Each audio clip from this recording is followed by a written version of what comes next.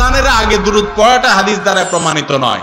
হাদিস দ্বারা প্রমাণিত হলো আজানের পর দোয়া পড়বেন, যে আজানের দোয়া আল্লাহুম্মা রাব্বা হাযিহি দাওয়াতি তাম্মা, তখন দুরূদ পড়বেন। এটা হলো দুরূদ পড়ার জায়গা। আমাদের দেশে অনেক জায়গায় দেখা যায় আজানের আগে মুয়াজ্জিন সাহেবরা আল্লাহুম্মা সাল্লি আলা মুহাম্মাদ আসসালাতু আলাইকা ইয়া রাসূলুল্লাহ আসসালাতু আলাইকা ইয়া নবী আল্লাহ, এরকম অনেক কিছু পড়ে, আছে না নাই?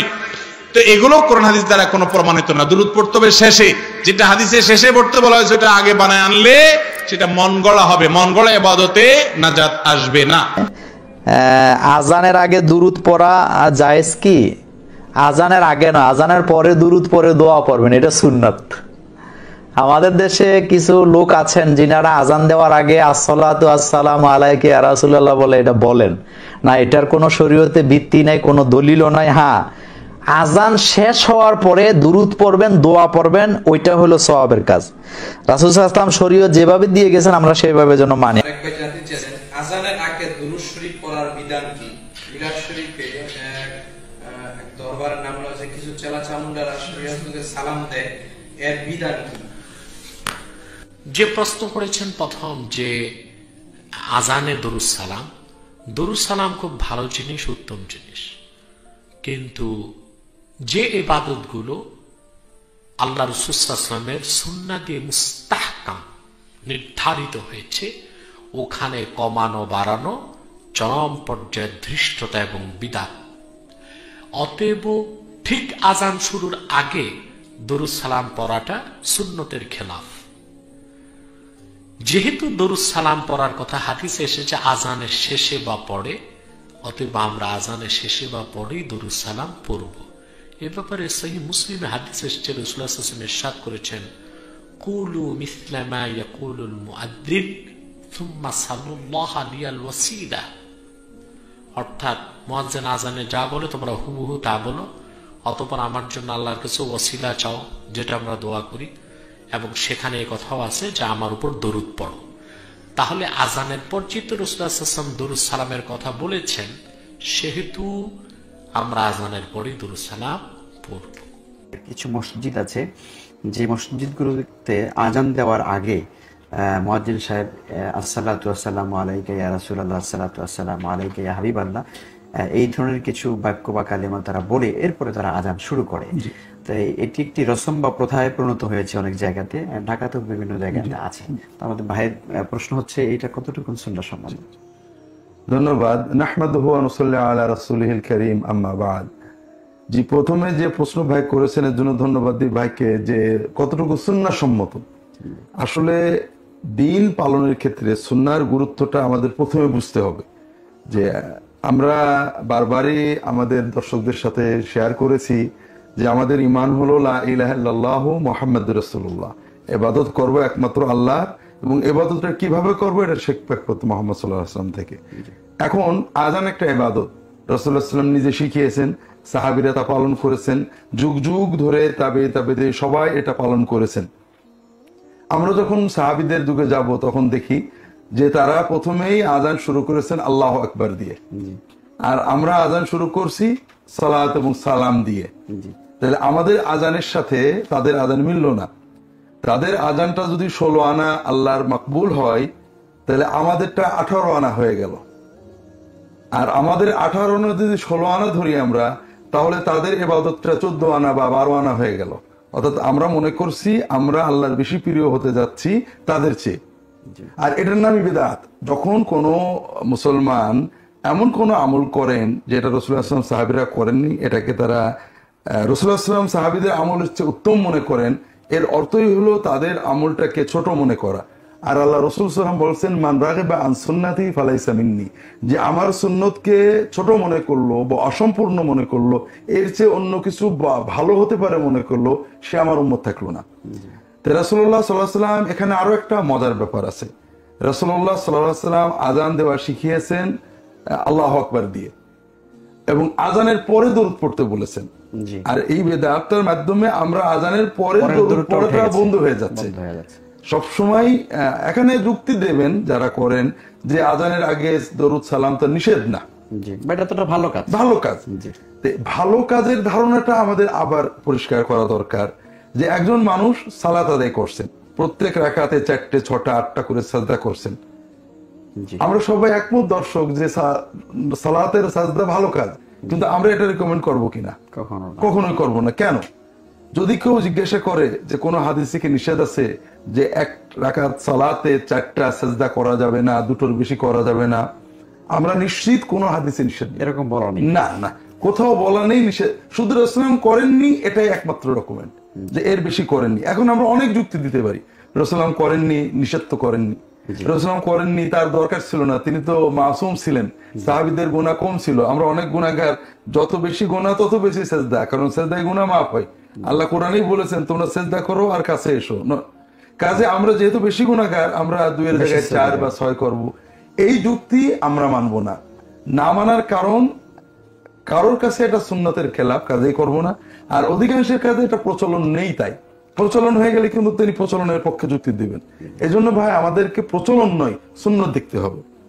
দ্বিতীয় কথা হলো যে রাসূলুল্লাহ সাল্লাল্লাহু আলাইহি ওয়াসাল্লাম যে ইবাদত শেখান, যেমন দরুদ পড়া খুব ভালো কাজ, কিন্তু তাই বলে কি আমরা সালাতে দাঁড়িয়ে আল্লাহু আকবার তাকবীরে তাহরিমের আগে কয়েকবার দরুদ পড়ে নেব কিনা, সালাম ফিরানোর পরে কয়েকবার দরুদ পড়ে নেব কিনা? ভালো কাজ ততক্ষণ ভালো থাকবে যতক্ষণ রাসূলুল্লাহ সাল্লাল্লাহু আলাইহি ওয়াসাল্লামের সুন্নতের ভিতরে থাকবে। এটাকে বিশেষ কোন রীতিতে করতে গেলেই আর ভালো থাকে না। আর এজন্য রাসূলুল্লাহ বলছেন মান আমিলা আমালান লাইসা আলাইহি আমালুনা ফাহুয়া রাদ, যদি কেউ এমন কোন কর্ম করে যেটা আমরা করি না, আল্লাহ সেটা কবুল করবেন না, সওয়াব দেবেন না, রিজেক্টেড হবে। এজন্য আমরা অনুরোধ করব যে আমরা আবেগ, ইমোশন, যুক্তি বর্জন করে রাসূলুল্লাহ সাল্লাল্লাহু আলাইহি ওয়াসাল্লাম সাহাবীদের কর্ম দেখে তার ভিতরে থাকার চেষ্টা করি। রাসূলুল্লাহ সাল্লাল্লাহু আলাইহি ওয়াসাল্লাম সহিহ হাদিসে বলছেন, যখন মুয়াজ্জিন আযান দিবে তোমরা মুয়াজ্জিনের সাথে যা যা বলে এটা বলো, আযানের পরে তোমরা দরুদ পড়ো, এরপরে তোমরা আমার জন্য ওসিলার দোয়া করো। এগুলো হলো সুন্নতে বাদ। আমি এখানে ওই আযানের পরের যে দোয়াটা আছে, আমরা অনেক জায়গায় দেখি যে দোয়াটা খুব মাইক দিয়ে জোরে সোরে পড়া হয়, কিন্তু যে দরুদের আমলটা সেটা কিন্তু উঠে গেছে, মনে হয় শুরুতে বেদাত ঢোকার কারণে। এজন্য হাদিস শরীফে আসছে তো যে মা আহদাসা কওমুন বিদআতান ইল্লা রাফা আল্লাহু মিনহুম বিকদরিহা মিনাস সুন্নাহ, যখনই কেউ কোন জাতি বেদাত তৈরি করে ঠিক সেই পরিমাণ সুন্নত আল্লাহ তাদের থেকে তুলে নেন। সুন্নত মুক্তি, সুন্নত নাজাত, সুন্নত সওয়াব, যখনই আমরা একটা বেদাত তৈরি করলাম তখন ওই পরিমাণ সুন্নত উঠে গেল। এজন্য আবার আযানের পরের দোয়াটাও এখানে সুন্নত লক্ষ্য করেন, এটা কিন্তু আযানের শব্দে হবে না, এটা নীরবে মৃদু শব্দে হবে। কাজেই আযান যে সাউন্ডে হয়, অনুরূপ সাউন্ডে যদি আমরা দরুদ পড়ি তাহলে তো এটা সুন্নত থাকলো না। আযানটা হবে জোরে মাইকে, আর দোয়াটা হবে মৃদু শব্দে, আস্তে নীরবে। এজন্য আযানের মতোই মাইকে বা ওই একই শব্দে এই দোয়াগুলো পড়াও কিন্তু সুন্নত নয়। ফজরের আযানের আগে মাইক যোগে উচ্চ শব্দে জিকির ও দুরূদ পাঠ করা ঠিক কিনা? না, বেদাত, সুন্নতের খেলাফ, কিছুতেই করা ঠিক না। ইমাম মালিক রাহিমাহুল্লাহ যুগে এক মুয়াজ্জিন সাহেব আযানের আগে কিছু কথা বলা বলে শুরু করছেন। উনি ডেকে এনে বললেন, এই বেদাত কেন করতেছ? এই মসজিদে বেলাল আযান দিয়েছেন, সাহাবীরা আযান দিয়েছেন, তারা তো কেউ আযানের আগে কিছু বলে নাই, তুমি এটা কোত্থেকে পেয়েছো? মুয়াজ্জিন বন্ধ করছে। কদিন পরে মুয়াজ্জিন সাহেব কি করতেছে? আযানের পরে শুরু করছে কিছু জিকির আজকার। উনি ডেকে এনে ওইটাও বাধা দিয়ে দিয়েছে, এটাও ঠিক না। কদিন পরে মুয়াজ্জিন সাহেব আযানের আগে কিছু তো বলে না, কিন্তু গলা খাকরা, বুঝেন না? আবার ডাকছে, গলা খাকরাইলা কেন, গলা ধারাইলা কেন আযানের আগে শব্দ করে? আযানের আগে কিচ্ছু করতে পারবো না, শুধু আল্লাহু আকবার দিয়া শুরু করবো। আযানের আগে কোনো কিছু নাই, পরে দোয়া আছে, দুরূদ আছে। প্রশ্ন হচ্ছে, শেখ আমাদের দেশে অনেক জায়গায় আযানের আগে আসসালাতু ওয়াসসালামু আলাইকা ইয়া রাসূলুল্লাহ বলে, এটা বলা কি ঠিক? আযানের আগে অনেকের দুরূদ হিসেবে এটা পড়ে থাকেন। প্রথম কথা হচ্ছে এই দুরূদ, এটা তো দুরূদ না, এইরকম দুরূদ নবী সাল্লাল্লাহু আলাইহি ওয়াসাল্লাম আযানের আগে শিখেছেন, এটা কোনো প্রমাণ নেই। দ্বিতীয় কথা হচ্ছে যে দুরূদ পড়ার স্থান আযানের আগে নয়, বরং আযানের পরে। নবী সাল্লাল্লাহু আলাইহি ওয়াসাল্লাম বলেছেন যে যখন আযান দিবে, আযানের জবাব দিবে সাল্লু আলাইয়া, এর উপরে আমার উপরে দুরূদ পড়বে। তাহলে রাসূল সাল্লাল্লাহু আলাইহি ওয়াসাল্লামের হাদিস থেকে আমরা, মিশকাতে হাদিসটি আছে, মুসনাদে আহমদে আছে, সিলসিলা সহিহার ভিতরে আছে, সহিহুল জামি কিতাবে আছে, আল্লাহর নবী সাল্লাল্লাহু আলাইহি ওয়াসাল্লাম বলেছেন যে আযান দিতে হবে, দুরূদ পড়তে হবে আযানের পরে। এখন আল্লাহ রসুল দিলেন একটা, আপনি সেটাকে বাড়িয়ে নিয়ে আসলেন আরেকটা, আপনি করলেন আরেকটা, তাহলে এটা কি রসুলের সম্মান ভালোবাসা না রসুলের সাথে বেয়াদবি? এটা রসুলের সাথে এক ধরনের অভদ্রতা। রসুল সাল্লাল্লাহু আলাইহি ওয়াসাল্লাম শিখিয়েছেন আজানের পরে আপনি দুরূদ পড়বেন, আজানের পরে। আপনি আজানের আগে শুরু করেছেন, এটার পক্ষে ওই যে এটি রিওয়ায়াত বলা হয় সম্ভবত আলী রাদিয়াল্লাহু তাআলা থেকে একটি রিওয়ায়াত রয়েছে, যে রিওয়ায়াতটি বলা হয় এই রিওয়ায়াতটি আমরা তাহকিক করে দেখেছি, এই রিওয়ায়াতটি সহিহ নয়।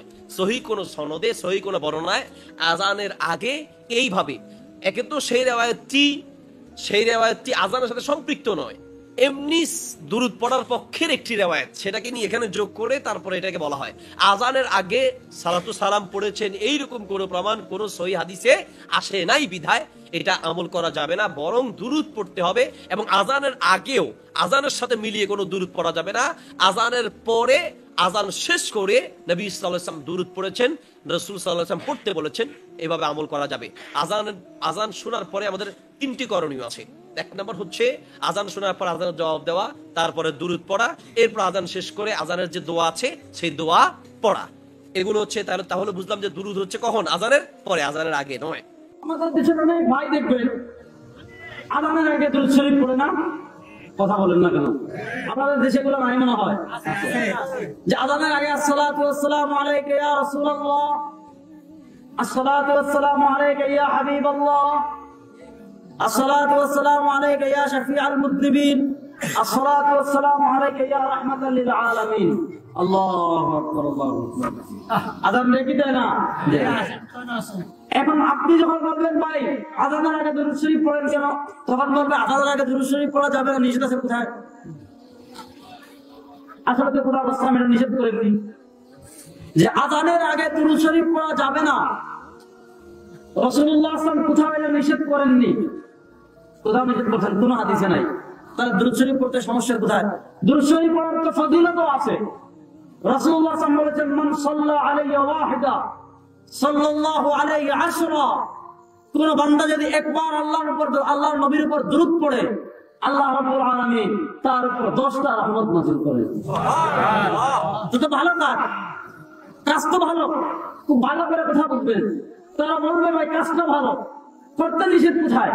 কোন হাদিসে তো নিষেধ করা হয়নি, না হাদিসে নিষেধ করা হয়নি, করতে নিষেধ কোথায়? খুব ভালো করে কথাটা বুঝবেন, একটা উসুল বুঝবেন, একটা মূলনীতি বুঝবেন।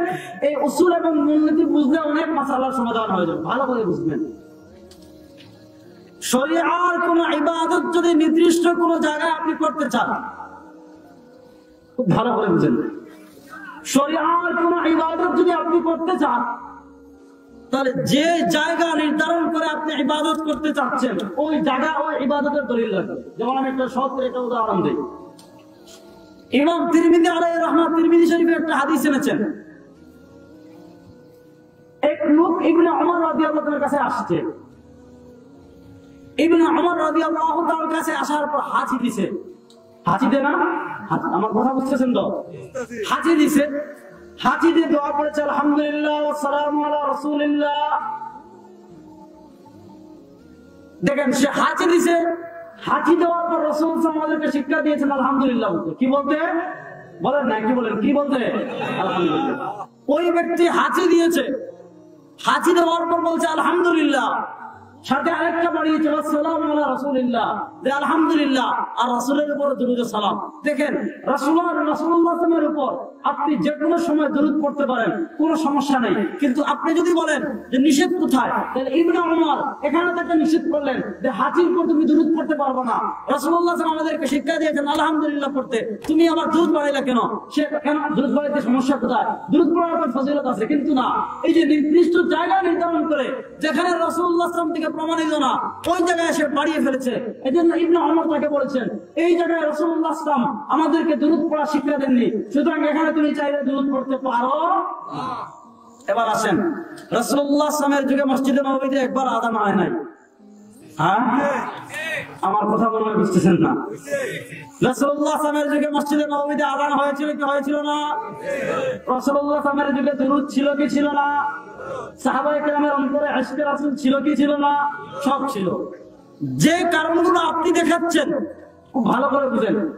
মিরকাতের ভিতরে একটা মূলনীতি আসছে, মিশকাতের একটা গ্রন্থ, মিরকাতের ভিতর ইন্নামাল আমালু বিন্নিয়াত, এই হাদিসের ব্যাখ্যা করতে গিয়ে বলা আছে কিলা আন্নাল মুতাবাআতা ফিল ফি'লি তাকুনু ফিত তারকি আইদান ফামান ওয়াজাবা আলা ফি'লিন লাম ইয়াফআলহু আশ-শারি' ফাহুয়া মুবতাদি'উন। যে সকল বিষয় রাসূল করেছেন এগুলো যেমন আমাদের অনুসরণ করতে হবে, আর তুমি নতুন কোন কাজ যেই কাজ করতে যাচ্ছ, যেই কারণে করতে যাচ্ছ, ওই কারণ রাসূলুল্লাহ সাল্লাল্লাহু আলাইহি যুগেও ছিল। তুমি যে কারণ দেখিয়ে যে কাজ নতুন ভাবে করতে যাচ্ছ ওই কারণটা রাসূলুল্লাহ সাল্লাল্লাহু আলাইহি যুগে ছিল। ওই কারণ থাকার পর রাসূলুল্লাহ সাল্লাল্লাহু আলাইহি করেননি, ওই কারণ থাকার পর সাহাবায়ে কেরাম করেননি। তুমি যে কারণে করতে যাচ্ছ ওই কারণ নবীর যুগে থাকার পর, ওই কারণ সাহাবায়ে কেরামের যুগে থাকার পর যদি নবী এবং সাহাবায়ে কেরাম না করেন তাহলে সে কাজ করা আমাদের জন্য জায়েজ বেদাত। সে কাজের নাম কি? এবার বলুন তো, রাসূলুল্লাহ সাল্লাল্লাহু আলাইহি যুগে আযান ছিল কি ছিল না? একটু কথা বলেন। রাসূলুল্লাহ সাল্লাল্লাহু আলাইহি যুগে আযান ছিল কি ছিল না? রাসূলুল্লাহ সাল্লাল্লাহু আলাইহি যুগে দুরূদ ছিল কি ছিল না? রাসূলুল্লাহ সাল্লাল্লাহু আলাইহি ওয়াসাল্লাম সাহাবায়ে কেরামের অন্তরে হুব্বে রাসূল ছিল কি ছিল না? সব ছিল। আপনি যে সকল কারণে আযানের আগে দুরূদ পড়তে চাচ্ছেন এই সব কারণ রাসূল সাল্লাল্লাহু আলাইহি যুগে ছিল, কিন্তু রাসূলুল্লাহ সাল্লাল্লাহু আলাইহি মুআজ্জিন ছিলেন হযরত বেলাল, রাসূলুল্লাহ সাল্লাল্লাহু আলাইহি মুআজ্জিন ছিলেন হযরত আব্দুল্লাহ ইবনে উম্মে মাকতুম, বড় অন্ধ সাহাবী ছিলেন, চোখে দেখতেন না। আল্লাহ তার শানে কোরআনে আয়াত নাযিল করেছেন, আবাসা ওয়া তাওয়াল্লা আন জাআহুল আ'মা ওয়া মা ইউদরিকা লাআল্লাহু ইয়াযাক্কা আও ইয়াযাক্কারু ফাতানফা'হু যিকরা। নবীর যুগে মসজিদে নববীতে আযান দিতেন দুইজন, হযরত বেলাল দিতেন, হযরত আব্দুল্লাহ ইবনে উম্মে মাকতুম দিতেন। তারা তো অসংখ্য বার আযান দিয়েছেন, কোন আযানের আগে দুরূদ শরীফ পড়েননি, বরং রাসূলুল্লাহ সাল্লাল্লাহু আলাইহি ওয়াসাল্লাম আমাদেরকে দুরূদ শরীফ পড়ার শিক্ষা দিয়েছেন। আযানের পর রাসূল করিম সাল্লাল্লাহু আলাইহি ওয়াসাল্লাম বলেছেন যে ইদা ক্বাল মুআদ্দিন ফাকুলু মিসলা মা ইয়াকুল, যখন মুআদ্দিন আযান দিবে তখন তোমার করণীয় কি? আযানের জবাব দাও, সুম্মা সাল্লু আলাইহি, এরপর তোমরা আমার উপর দুরূদ পড়ো, সুম্মা কুল আল্লাহুম্মা রাব্বাহা আল্লাহুম্মা রাব্বাহা আল্লাহুম্মা রাব্ব হাযিহি দাওয়াতি তাম্মা ওয়াস সালাতিল কায়িমা আতি মুহাম্মাদানিল ওয়াসিলাতা ওয়াল ফাদিলা ওয়াবআথু মাকামান মাহমুদান আল্লাযী ওয়া'আদতা ইন্নাকা লা তুখলিফুল মিআদ। নবী বলেন যে ব্যক্তি আযান দিবে, আযানের জবাব দিবে, আযানের পর আমার উপর দুরূদ পড়বে, তারপর কি করবে? এই দোয়া পড়বে, হাল্লাত লাকুম শাফাআতি, যারা এই আমল করবে কিয়ামতের দিন তাদের জন্য আমার সুপারিশ ওয়াজিব হয়ে যাবে। সুবহানাল্লাহ। এজন্য নবী শিক্ষা দিয়েছেন আযানের আগে দুরূদ পড়া না আযানের পরে দুরূদ পড়া। কথা বলেন না কেন? নবী শিক্ষা দিয়েছেন আযানের আগে দুরূদ পড়া আর আযানের পরে দুরূদ পড়া। নামাজের বিষয়টা বুঝলে আযানের বিষয় বোঝা সহজ। আযানের বিষয় বোঝা সহজ। আযান শেষ করে দুরূদ শরীফ পড়া নবীর তরিকায় আছে, এই জন্য আযান দিয়া দুরূদ শরীফ পড়লে সুন্নাত হবে। আযান শুরু করার আগে দুরূদ শরীফ পড়া নবীর তরিকায় নাই। যারা পড়েন মন গড়া, এদের দুরূদ সুন্নাত না বেদাত? কোন দুরূদ সুন্নাত আর কোন দুরূদ বেদাত আমরা বলবো কিভাবে? যেই দুরূদ নবীর তরিকায় আছে সেইটাই সুন্নাত, যেই দুরূদ নবীর তরিকায় নাই সেটাই বেদাত। নামাজ শেষে দুরূদ পড়া নবীর তরিকায় আছে, এটা পড়া সুন্নাত। নামাজের শুরুতে দুরূদ পড়া নবীর তরিকায় নাই, পড়লেই হবে বেদাত। ঠিক তেমনি ভাবে আযান শেষ করে দুরূদ শরীফ পড়া নবীর তরিকায় আছে, পড়লে সুন্নাত। আযান শুরু করার আগে দুরূদ পড়া নবীর তরিকায় নাই, পড়লে হবে বেদাত। এখন জানাজার নামাজে আযান দিলেও বেদাত, ইকামত দিলেও বেদাত, রুকু করলেও বেদাত, সিজদা করলেও বেদাত। আমার কথা বুঝে থাকলে আপনাদের জবাব দিতে হবে, জানাজার নামাজে আযান দিলে বেদাত কেন? জানাজার নামাজে ইকামত দিলে বেদাত কেন? জানাজার নামাজে রুকু করলে বেদাত কেন? জানাজার নামাজে সিজদা করলে বেদাত কেন? এই কথাগুলি বুঝে থাকলে আরেকটা বেদাত বোঝা আপনাদের জন্য সহজ। যেমন ভাবে জানাজার নামাজে আযান নাই দিলে বেদাত হবে, যেমন ভাবে জানাজার নামাজে ইকামত নাই দিলে বেদাত হবে, যেমন ভাবে জানাজার নামাজে রুকু নাই করলে বেদাত হবে, যেমন ভাবে জানাজার নামাজে সিজদা নাই করলে বেদাত হবে, ঠিক তেমনি ভাবে জানাজার নামাজের সালাম ফিরাবার পর মুনাজাত নাই করলে বেদাত হবে। এখানে এসে যারা করে বেদাতটা, এরা একটা মন গড়া যুক্তি দেয়। কি যুক্তি দেয়? বলে ফার্স্ট বেলার নামাজের সালাম ফিরাইয়া যদি মুনাজাত করতে পারি, তাহলে জানাজার সালাম ফিরাইয়া মুনাজাত করতে পারবো না কেন? এটা শরীয়তের দলিল না মন গড়া যুক্তি? তুমি একটা মন গড়া যুক্তি দিছো, আমার 5টা মন গড়া যুক্তি শোনো। পাঁচ বেলার নামাজের জন্য যদি আযান দিতে পারি, জানাজার জন্য আযান দিতে পারবো না কেন? আমার প্রশ্নের যেই জবাব, তোমার প্রশ্নের সেই জবাব। পাঁচ বেলার নামাজের জন্য যদি একামত দিতে পারি, জানাজার নামাজের জামাতের জন্য একামত দিতে পারবো না কেন? আমার প্রশ্নের যেই জবাব, তোমার প্রশ্নের সেই জবাব। জানাজার পাঁচ বেলার নামাজে যদি রুকু সেজদা করতে পারি, জানাজার নামাজে রুকু সেজদা করতে পারবো না কেন? আমার প্রশ্নের যেই জবাব, তোমার প্রশ্নের সেই জবাব। ঠিক তেমনি ভাবে পাঁচ বেলার নামাজের সালাম ফিরাইয়া যদি মুনাজাত করতে পারি, জানাজার নামাজের সালাম ফিরাইয়া মুনাজাত করতে পারবো না কেন? এতগুলি যুক্তির যেই জবাব, এই যুক্তিরও সেই জবাব। এইরকম অসংখ্য অগণিত বেদাত আমাদের সমাজে চালু আছে। একটা দুইটা বেদাত নয়। এই বেদাতগুলি বলতে থাকলে রাত পুহাইয়া যাবে, কিন্তু বেদাতের গণা শেষ হবে। আমাদের সমাজে অসংখ্য অগণিত ইবাদত যারা মন গড়া মতে করে, এরা মন গড়া যুক্তি দিয়ে এই বেদাতগুলি সমাজে জিয়াইয়া রাখে। বেদাতীদের পক্ষে শরীয়তের কোন দলিল নাই, আছে কিছু মন গড়া যুক্তি। বেদাতীদের পক্ষে শরীয়তের দলিল আছে না মন গড়া যুক্তি আছে? মন গড়া যুক্তি। একটা মন গড়া যুক্তির উদাহরণ দেই শুনুন। নবীর তরিকা মতো ফার্স্ট বেলার নামাজের জামাতের জন্য আযান দেওয়া সুন্নাত নাকি বলেন আপনারা? নবীর তরিকা মতো জুম্মার নামাজের জামাতের জন্য আযান দেওয়া সুন্নাত, কিন্তু ঈদের নামাজের জামাতের জন্য আযান দেওয়া নবীর তরিকায় নাই। কেউ যদি বলে ফার্স্ট বেলার নামাজের জামাতের জন্য আযান দিতে পারলাম, জুমার নামাজের জামাতের জন্য আযান দিতে পারলাম, তাহলে ঈদের নামাজের জামাতের জন্য আর জানাজার নামাজের জামাতের জন্য আযান দিলে দোষ কি? এই যে দোষ কি কইয়া ছাইরা দিছে প্রশ্নটা, এইটাই তার মন গড়া যুক্তি। বলেন, ঈদের নামাজের জামাতের জন্য আযান দেওয়ার কোন দলিল আছে না মন গড়া যুক্তি? জানাজার নামাজের জামাতের জন্য শরীয়তে কোনো আযান দেওয়া শরীয়তের কোনো দলিল নাই, কেউ দিলে দিতে পারে, মন গড়া যুক্তি। এইভাবে মন গড়া যুক্তি মতে আযান দিলে আযান বেদাত, মন গড়া যুক্তি মতে একামত দিলে একামত বেদাত। ঈদের নামাজে আযানও নাই, একামতও নাই, দিলেই হবে বেদাত। জানাজার নামাজে আযানও নাই, একামতও নাই, দিলেই হবে বেদাত। এরপরে দেখুন, জানাজার নামাজে নবীর তরিকা মতে রুকু নাই, রুকু করলে হবে বেদাত।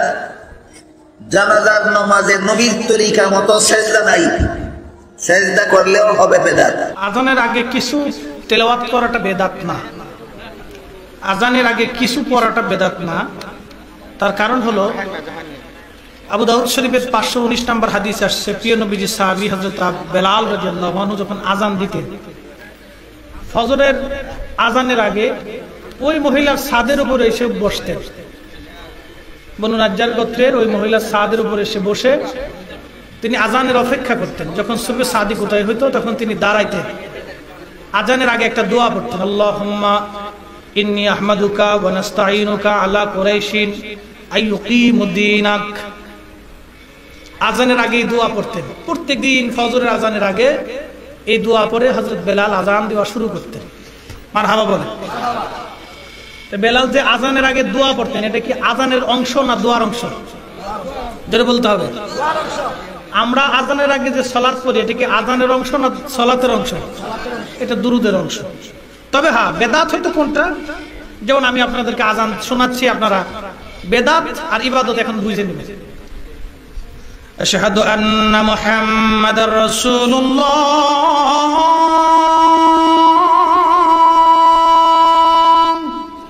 الصلاة والسلام عليك يا رسول الله، الصلاة والسلام عليك يا حبيب الله، أشهد أن محمدا رسول الله،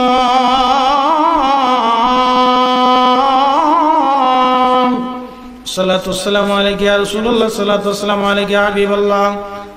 আজান হইছে, এটার নাম হলো বেদাত। আজানের মূল অংশের সাথে কিছু যোগ করা এবং কিছু বিয়োগ করা, এটার নাম হলো বেদাত। এটা সুন্নতের বিপরীত। মা উহদিসা মিম্মা ইউখালিফু কিতাবান আও সুন্নাতান আও আসারান আও ইজমান ফাহাদিহি বিদআতুদ দালালাহ। এক জামাত না, জমহুরুল উলামাগণ বলেছেন যেটা কোরআনের বিপরীত, সুন্নতের বিপরীত, সাহাবী এবং তাবিঈদের ফতোয়ার বিপরীত এবং ইজমায়ে উম্মতের সিদ্ধান্তের বিপরীত, এটা হলো বিদআতুদ দালালাহ। আজানের আগে যেই সালাত পড়া হয় এটা আজানের অংশ না, এটা দুরুদের অংশ মনে করে পড়া হয়। আজানের পরেও পড়তে পারে, আগেও পড়তে পারে। আমরা ফরজ মনে করে পড়ি না, এটা সওয়াব মনে করে পড়ি। আশা করি বুঝতে পারছেন। যারা এটা নিয়ে ঝগড়া করে, এটা বেহুদা একটা ঝগড়া। এটা মূলত আসলে দুরুদকে বরদাস্ত করে না। লাখাইতে একবার গেছি কিলি কিলি এটা নিয়ে, মুসল্লিরা এসে হুজুর একটা সমাধান দেন। তাই আমি বললাম যে কোন দল কোন পক্ষে? একদল বললো হুজুর বেলাল আজান দিছে তো সালাতু সালাম পড়ছে না, আমরা পড়বো কে? বললাম মাশাআল্লাহ, কথা তো সুন্দর, বেলাল আজান দিল একবারও দুরুদ সালাম পড়লো না, আমরা পড়বো কে? আমি বললাম ইমাম সাহেব হুজুর আপনার এলাকার মুয়াজ্জিন সাহেবের বেতন কত? ৭,০০০ টাকা। আমি বললাম চলে, সংসার চলে? মোটামুটি চলে। আমি বললাম হযরত বেলাল আজান দিয়ে মাসে বেতন নিছে কত? না তা তো নেই। বললাম আপনার মুয়াজ্জিন, আপনি নিজেও বেতন নেন, মুয়াজ্জিনও বেতন নিল। টাকার বেলায় বেলাল দিয়ে তালাশ করলেন না, দুরুদের বেলায় বেলাল দিয়ে খুঁজেন, কারণ কি? কি কথা কন না কেন? টাকার বেলায় বেলাল দিয়ে খুঁজলেন না, দুরুদের বেলায় বেলাল দিয়ে তালাশ করেন, অর্থটা কি? বললাম দুরুদ পড়ার জন্য নিষিদ্ধ সময় ৭টা, এটা ব্যতীত যে কোনো সময় দুরূদ শরীফ পড়া দুরুস্ত আছে।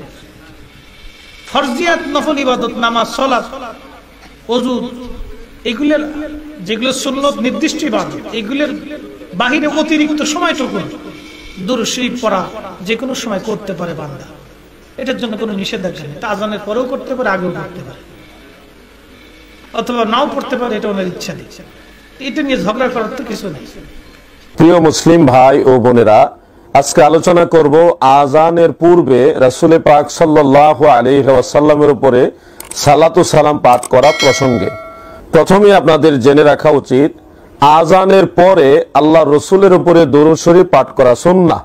সহিহ মুসলিম সহ অন্যান্য হাদিস গ্রন্থের মধ্যে পরিষ্কার উল্লেখ, দয়াল নবীজি বলেছেন সুম্মা সাল্লু আলাইয়া, আজান যখন শেষ হবে এরপরেই তোমরা আমার উপরে দুরূদ শরীফ পড়বে। এই জন্যে সকল সুন্নি জনতা আজানের পরে অবশ্যই আল্লাহ রসুলের উপরে দুরূদ শরীফ পাঠ করে থাকেন।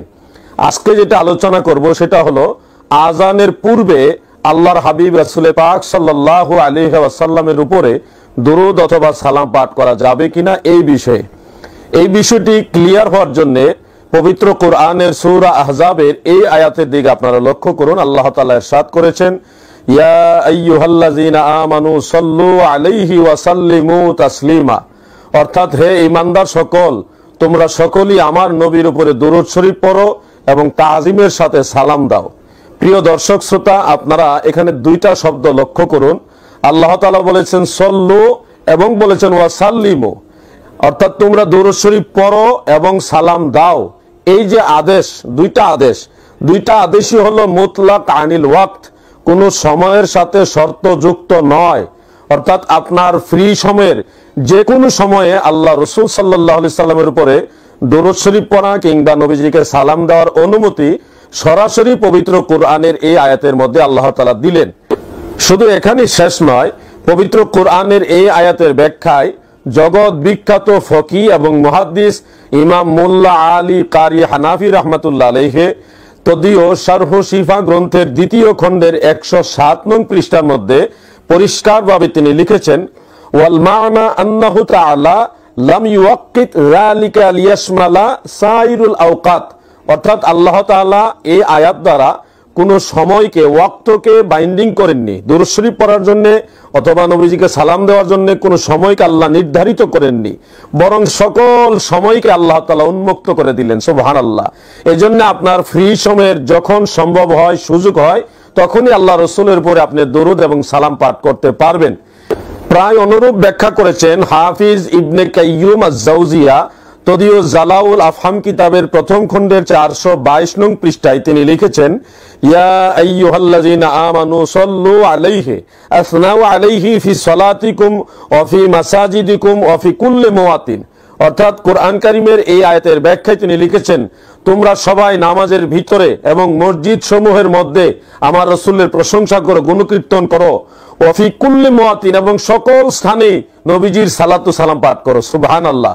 তাহলে পরিষ্কারভাবে পবিত্র কোরআনের আলোকে আমরা বুঝলাম, জানলাম আল্লাহ রসুল সাল্লাল্লাহু আলাইহি ওয়াসাল্লামের উপরে সালাতু সালাম পাঠ করা সকল সময়ের জন্য উন্মুক্ত। এটা কোনো নির্দিষ্ট সময় বা নির্দিষ্ট স্থানের জন্য বাইন্ডিং নয়, শর্তযুক্ত নয়। এই জন্য আজানের পূর্বে সময় সুযোগ হলে অবশ্যই আল্লাহ রসুল সাল্লাল্লাহু আলাইহি ওয়াসাল্লামের উপরে সালাতু সালাম পাঠ করা যাবে। এটা কোরআনের আয়াত থেকে প্রমাণ হয় মুস্তাহাব, জায়েজ। এটাকে সুন্নাহ বিরোধী বলা, নাজায়েজ বলাটা হলো জিহালত। এটা কখনোই গ্রহণযোগ্য হতে পারে না। এমনকি স্বয়ং আল্লাহ রসুল সাল্লাল্লাহু আলাইহি ওয়াসাল্লাম ফ্রি সময়ের যে কোনো সময় দুরূদ শরীফ পাঠ করার অনুমতি দিয়েছেন। যেমন আপনারা লক্ষ্য করুন, সিহাসি তার অন্যতম কিতাব তিরমিজি শরীফের 2457 নং হাদিসের মধ্যে উল্লেখ, যেটা মেশকাত শরীফের 929 নং হাদিসের মধ্যে আপনারা পাবেন। প্রখ্যাত সাহাবী হযরত উবাই ইবনে কাব রাদিয়াল্লাহু আনহু থেকে বর্ণিত, তিনি বললেন, কুলতু আজআলু লাকা সালাতি কুল্লাহা, অর্থাৎ ইয়া রাসূলুল্লাহ, আমি আমার অবসর সময়ের পুরো সময়টাই আপনার দুরূদ শরীফ পড়ার জন্য আমি বেছে নিলাম বা নির্ধারণ করে নিলাম। তখন রাসূল পাক জবাব দিলেন, ক্বালা ইযান তুকফা হাম্মাকা ওয়া ইয়াগফিরু লাকা যামবুকা, যদি তুমি এরকম করো তাহলে এটাই তোমার সমস্ত গুনাহ মাফের জন্য এবং নাজাতের জন্য ওসিলা হয়ে যাবে, জরিয়া হয়ে যাবে। সুবহানাল্লাহ। দেখুন এই হাদিসের মধ্যে অবসর সময়ের, ফ্রি সময়ের যে কোনো সময় আল্লাহ রসুলের উপরে দুরূদ শরীফ পড়ার অনুমতি স্বয়ং আল্লাহ রসুল নিজে দিয়েছেন। এই হেতুক আজানের আগে কেউ যদি ইচ্ছা পোষণ করে চায় তাহলে অবশ্যই আল্লাহ রসুলের উপরে দুরূদ শরীফ পাঠ করতে পারে। এটা কোরআন এবং হাদিস দ্বারা সম্মত, মুস্তাহাব, জায়েজ। এটাকে সুন্নাহ বিরোধী বলা কিংবা নাজায়েজ বলা জিহালত। আরেকটা বিষয় আপনাদের জানা উচিত, কোন কোন স্থানে আল্লাহ রসুলের দুরূদ শরীফ পাঠ করা মাকরু, সেই স্থান সমূহ সম্পর্কে ফুকাহে কারাম পরিষ্কার উল্লেখ করে গেছেন। যেমন জগৎ বিখ্যাত ফাতোয়ার কিতাব ফাতোয়ায়ে শামী এর 2য় খণ্ডের 231 নং পৃষ্ঠায় আল্লামা ইবনে আবিদিন শামী রাহমাতুল্লাহ আলাইহি তিনি লিখেছেন, তুকরাহুস সালাতু আলাইহি সাল্লাল্লাহু আলাইহি ওয়াসাল্লামা ফি সাবআতি মাওয়াদিহ, অর্থাৎ 7টা জায়গায় আল্লাহ রসুলের উপরে দুরূদ শরীফ পাঠ করা মাকরু। আপনারা মনে রাখবেন, 7টা স্থানে আল্লাহ রসুলের দুরূদ শরীফ পাঠ করা মাকরু। সেখানে ব্যাখ্যা দেওয়া আছে, আল জিমা অর্থাৎ স্বামী স্ত্রী মিলনের সময়, ওয়া হাজাতুল ইনসান মানুষের প্রস্রাব পায়খানা যেগুলি হাজাতুল ইনসান ওগুলির সময়, ওয়া শুহরাতুল মুবাই অর্থাৎ ব্যবসার মাল বিক্রি হবে ওই উদ্দেশ্যে, ওয়াল আসরা অর্থাৎ কেউ যদি হোঁচট খায়, উষ্টা খায়, ওই সময় নবীজির দুরূদ শরীফ পাঠ করা যাবে না, মাকরু। ওয়া তাআজ্জুব কোন আশ্চর্য সংবাদ শুনেছেন তখন আপনি সুবহানাল্লাহ বলবেন কিন্তু দুরূদ শরীফ পড়বেন না, মাকরু।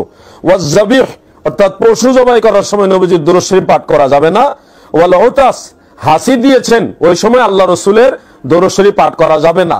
এই 7টা স্থানে নবীজির দুরূদ শরীফ পাঠ করা মাকরু। এছাড়া অন্যান্য স্থানে রাসূল পাকের দুরূদ শরীফ পাঠ করার ব্যাপারে দুররুল মুখতারের মধ্যে উল্লেখ রয়েছে, যেটা ফাতোয়ায়ে শামীতে এইভাবে উল্লেখ রয়েছে, আপনার স্ক্রিনে লক্ষ্য করুন। কাউলুহু ওয়া মুস্তাহাব্বাতুন ফি কুল্লি আওকাতিল ইমকান আই হাইসু লা মানি, অর্থাৎ যে সমস্ত স্থানে রাসূল পাকের দুরূদ শরীফ পাঠ করা নিষেধ, মাকরু, ওই স্থানগুলি ব্যতীত বাকি সকল সময় সকল স্থানে আল্লাহ রসুলের দুরূদ শরীফ পাঠ করা মুস্তাহাব, জায়েজ এবং সওয়াবের কাজ। এক্ষেত্রে ফুকাহায়ে কারাম, ওলামায়ে কারাম আরো কিছু নির্দিষ্ট স্থানের কথাও ফাতোয়ায়ে শামীতে উল্লেখ করেছেন, যে স্থানগুলির মধ্যে দুরূদ শরীফ পাঠ করা মুস্তাহাব।